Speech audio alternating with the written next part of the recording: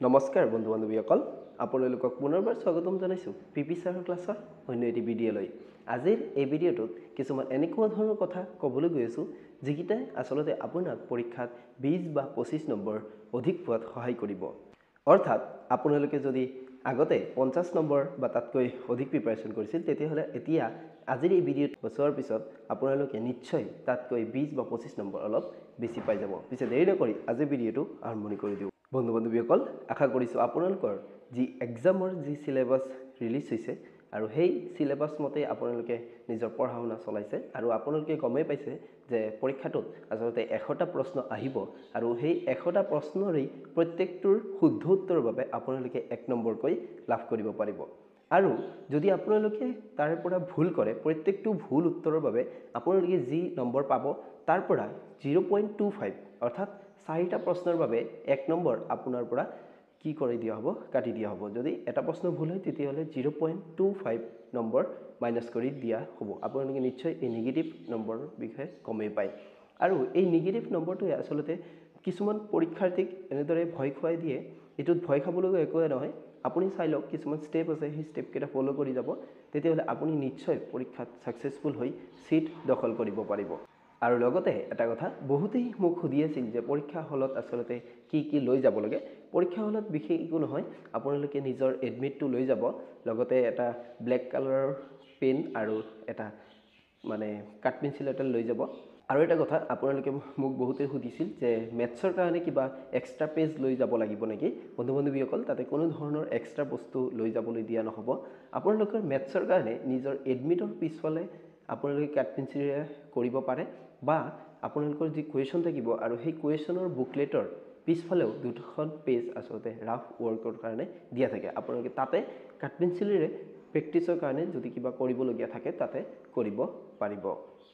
বন্ধু বান্ধৱীসকল আপোনালোক সকলোৰে নিশ্চয় এখনটো ফেভাৰিট বা ষ্ট্ৰং সাবজেক্ট থাকে যেনিবা মোৰ যেনিবা ম্যাথছটো বহুত ষ্ট্ৰং ম্যাথছৰ যিকোনো প্ৰশ্ন আহিলে পাৰা যায় তেনেকুৱা ধৰণৰ আপোনালোকৰো এনেকুৱা সাবজেক্ট থাকে কিছুমান যিকিটা প্ৰশ্ন আপোনালোকে নিশ্চয় পাৰিব সেই কাৰণে পৰীক্ষাত যেতিয়া প্ৰশ্নটো দিব আপোনাক আৰু সেই প্ৰশ্নৰ পেপাৰখন যেতিয়া আপুনি ওপেন কৰিব আৰু তাৰ ভিতৰত চাই ল'ব যে আপোনাৰ ষ্ট্ৰং সাবজেক্ট কোনটো আৰু সেই ষ্ট্ৰং সাবজেক্টৰ অনুযায়ী আপোনালোকে প্ৰথমতে সেই ষ্ট্ৰং সাবজেক্টৰ যিকিটা প্ৰশ্ন সেই প্ৰশ্নকিটা প্ৰথমতে সলভ কৰিব আৰু সেই প্ৰশ্নকিটা সলভ কৰিলে আপোনাৰ মনত এটা কনফিডেন্স আহিব আৰু আপোনাৰ মনত এটা সাহস আহিব তাৰ পিছত আপুনি সেই গুটি প্ৰশ্ন পেপাৰখন চালে আৰু যিকিটা প্ৰশ্ন একেবাৰে দেখাৰ লগে লগে আহিছে বা আপুনি দেখাৰ লগে লগে গম পাইছে এইটোৰ আনসাৰ এইটো হ'ব তেতিয়াহ'লে সেই প্ৰশ্নকিটা প্ৰথমতে কি কৰি ল'ব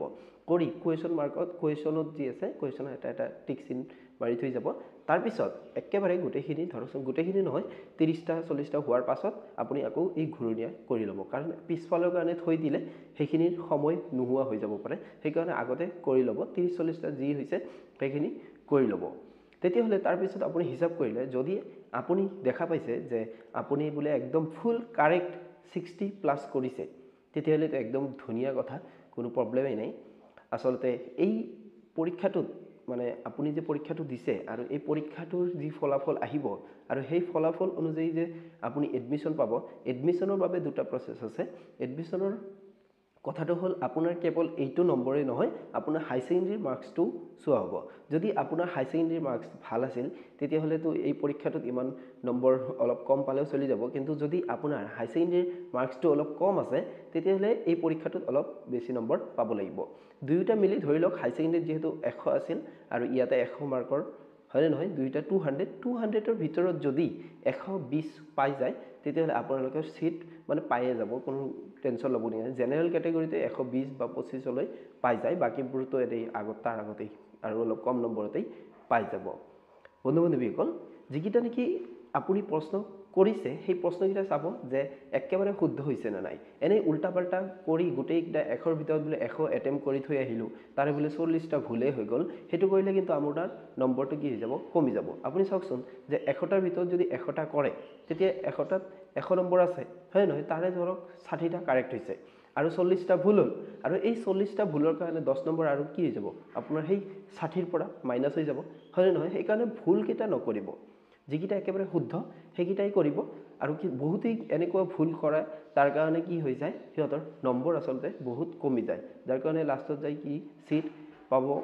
নোৱাৰা হৈ যায় বন্ধু বান্ধৱীসকল আপোনালোকে যদি ইমান দিন ধৰি আমাৰ এই চেনেলৰ ভিডিঅ'সমূহ চাই আছে তেতিয়াহ'লে পৰীক্ষাত নিশ্চয় এনেকুৱা ধৰণৰ প্ৰশ্নবোৰ দেখা পাবই আৰু কৰিব পাৰিবই মই আশা ৰাখিছোঁ আপোনালোকৰ পৰীক্ষা ভালে হ'ব আপোনালোকৰ এই DLED পৰীক্ষাৰ পাছতেই আহি আছে ADRE পৰীক্ষা সেইকাৰণে পৰীক্ষাৰ এই DLED পৰীক্ষা গুচি গ'ল বুলি যে পঢ়া বাদ দিব সেইটো নহয় ADRE বাবে ষ্টাডি কৰি থাকিব আমাৰ এই চেনেলে আপোনালোকক ADRE কাৰণে সহায় কৰি থাকিব